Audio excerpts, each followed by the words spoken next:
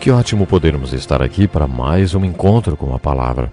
Se esta é a primeira vez que você ouve o nosso programa, gostaria que você soubesse que ele faz parte de um curso introdutório de todos os livros da Bíblia.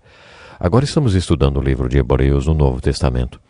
No final do último programa falamos sobre algumas exortações e alguns avisos encontrados nos primeiros capítulos deste livro, o livro de Hebreus.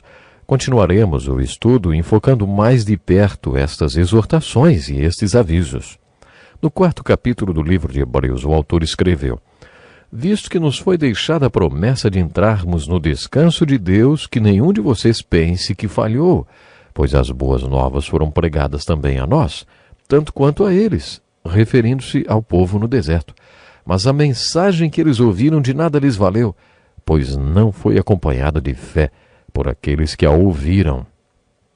Agora, imagine uma cena, um banquete em que uma bela refeição é servida para 100 pessoas. Depois de comer, 99 pessoas saem da mesa nutridas e satisfeitas, mas um cai no chão e está quase morto. Talvez a pessoa tenha se sentido mal por causa de uma úlcera no estômago. 99 pessoas estavam com seu sistema digestivo em ordem, e por isso a comida lhes fez bem e as satisfez. O autor de Hebreus descreveu no capítulo 4 uma situação semelhante.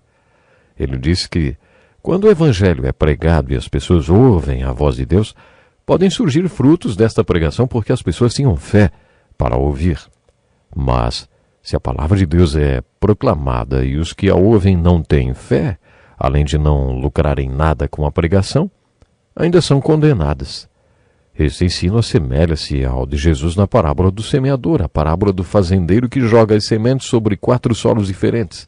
Por isso acho que esta parábola poderia se chamar a parábola dos 4 solos, ou 4 homens na igreja. Qual deles é você? Este é um dos desafios que o livro de Hebreus nos apresenta. Outros já tinham ouvido a mensagem e não entraram na terra prometida porque não creram em Deus, mas muitos anos mais tarde Deus deu a oportunidade mais uma vez. Hoje, se vocês ouvirem a sua voz, não endureçam o coração. O autor estava dizendo àqueles judeus cristãos enfraquecidos por causa da perseguição. Esta palavra foi dada para vocês. Quando ouvirem a voz de Deus, não endureçam seus corações, porque isso os condenará. Um dos nossos maiores desafios é saber o que fazer com aquilo que cremos. O que você faz ou não faz com sua fé o condenará. A seguir, o autor fez uma declaração muito importante sobre a palavra de Deus. Ele escreveu: a palavra de Deus é viva e eficaz, e mais afiada que qualquer espada de 2 gumes. Ela penetra até o ponto de dividir a alma e espírito, juntas e medulas, e julga os pensamentos e intenções do coração. Nada em toda a criação está oculto aos olhos de Deus. Tudo está descoberto e exposto diante dos olhos daquele a quem havemos de prestar contas. Que bela descrição da palavra de Deus e do que ela pode fazer na vida de um ser humano. No Velho Testamento, a palavra de Deus era uma voz andando pelo jardim. No primeiro capítulo do Evangelho de João, a palavra tornou-se carne. A voz assumiu um corpo. Depois veio a palavra escrita, que é a palavra viva. Hoje ouvimos a voz da palavra viva de Deus através da palavra de Deus escrita. O livro de Hebreus tem outras passagens muito bonitas que podem ser uma bênção para a sua vida. Tire um tempo para descobri-las através da leitura, meditação e oração sobre o livro. Você vai se enriquecer com verdades preciosas. Por exemplo, no capítulo 5, o autor aborda um tema um pouco difícil de ser entendido. Ele afirma que Jesus não é um sacerdote como Levi ou Arão, mas como Melquisedeque. A esta altura, o autor diz alguma coisa mais ou menos assim: eu gostaria de falar mais sobre Melquisedeque, mas não posso. Vocês demoram muito para aprender. Depois ele ainda bronqueou com eles, porque não conheciam tão bem as Escrituras. Mas ele continuou e acabou contando mais sobre Melquisedeque. Mas antes ele abriu um parêntese e desvendou uma joia de conhecimento para nós. Quanto a isso, temos muito que dizer, coisas difíceis de explicar, porque vocês se tornaram lentos para aprender. Embora a esta altura já devessem ser mestres, Vocês precisam de alguém que lhes ensine novamente os princípios elementares da palavra de Deus. Estão precisando de leite e não de alimento sólido. Quem se alimenta de leite ainda é criança e não tem experiência no ensino da justiça. Mas o alimento sólido é para os adultos, os quais, pelo exercício constante, tornaram-se aptos para discernir tanto o bem quanto o mal. Esta é uma verdade ensinada em toda a Bíblia. Quando você vai à igreja, o pastor que já digeriu o alimento espiritual sólido vai para o púlpito e despeja tudo prontinho para você. De acordo com o autor de Hebreus, é como se você bebesse leite. O leite é um alimento pré-digerido com o qual alimentamos os bebezinhos. Se o único alimento espiritual que você tem é aquele pré-digerido que vem do seu pastor, você ainda é um bebê. Mas, se é você que busca o alimento, lê a Bíblia e pede pela revelação do Espírito Santo, você obtém alimento espiritual sólido, não mais a papinha de nenê que alguém preparou. O objetivo do Encontro com a Palavra, esse programa, é fazer com que o povo de Deus entre na Palavra de Deus e que a Palavra de Deus entre no povo de Deus. Quando isso acontecer, os bebezinhos que antes só bebiam leite vão se tornar discípulos maduros, adultos, que podem comer alimento sólido da palavra. Na igreja, num domingo, ouvimos sobre Ezequiel e os ossos secos. No outro domingo, sobre João na ilha de Pátimos. No outro domingo ainda, sobre o Sermão da Montanha. E depois sobre 1 Coríntios 13. E aí voltamos para o Velho Testamento e ouvimos sobre Elias. E assim aprendemos sobre a palavra de Deus de uma forma segmentada, dificultando o entendimento da coesão da Bíblia.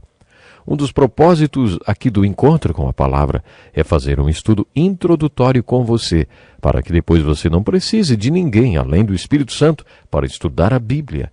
O Espírito Santo será o seu professor. O texto de 1 João capítulo 2, versículos de 2 a 27, mostra que se recebemos Cristo em nosso coração, recebemos também uma unção do Espírito Santo como resultado do novo nascimento. A unção que receberam dele permanece em vocês e não precisam que ninguém os ensine. Isso quer dizer que a única pessoa de quem precisamos para nos ensinar sobre a Bíblia é o Espírito Santo. Ninguém mais. Ouvi a história de um homem que ficou 2 anos e meio confinado numa solitária num país estranho. Ele passou todo aquele tempo lendo a Bíblia, 18 horas por dia, e não tem um capítulo da Bíblia que ele não conheça. Ele jamais frequentou um seminário. O Espírito Santo foi o seu professor durante todo aquele tempo e lhe ensinou tudo o que ele sabe. Se você ler a Bíblia desta forma, só você e o Espírito Santo, então estará se alimentando de alimento sólido. Mas se você sempre depender que alguém venha e traga tudo mastigadinho, você será sempre como um bebê que precisa do leite e da palavra. O meu objetivo com o Encontro com a Palavra é que você aprenda a ler a Bíblia, contando exclusivamente com a ajuda do Espírito Santo. Não estou invalidando um curso no seminário, como o que eu fiz. Estou apenas destacando que o Espírito Santo prometeu lhe ensinar, e ele quer lhe ensinar. A próxima exortação do livro de Hebreus é para que amadureçamos na fé.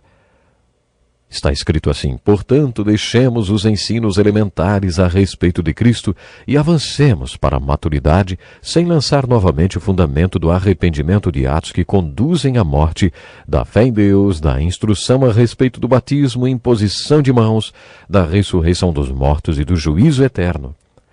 Infelizmente, muita gente nunca estudou nada do que o autor citou, considerado por ele papinha de nenê. A pergunta dele era sobre quando aqueles crentes iriam passar para as coisas mais profundas. Todos os que leem a Bíblia têm dúvidas. Os únicos que não têm dúvidas são aqueles que nunca leem. Esta é uma das passagens mais intrigantes da Bíblia. Ora, aqueles que uma vez foram iluminados provaram o dom celestial, tornaram-se participantes do Espírito Santo, experimentaram a bondade da palavra de Deus e os poderes da era que há de vir, e caíram. É impossível que sejam reconduzidos ao arrependimento, pois para si mesmos estão crucificando de novo o Filho de Deus, sujeitando-o à desonra pública. Pois a terra que absorve a chuva que cai frequentemente e dá colheita proveitosa àqueles que a cultivam, recebe a bênção de Deus. Mas a terra que produz espinhos e ervas daninhas é inútil e logo será amaldiçoada, seu vinho a ser queimada. Amados, Mesmo falando dessa forma, queremos que cada um de vocês mostre essa mesma prontidão até o fim, para que tenham a plena certeza da esperança, de modo que você não se torne negligente, mas imite aquele que, por meio da fé e da paciência, receba a herança prometida.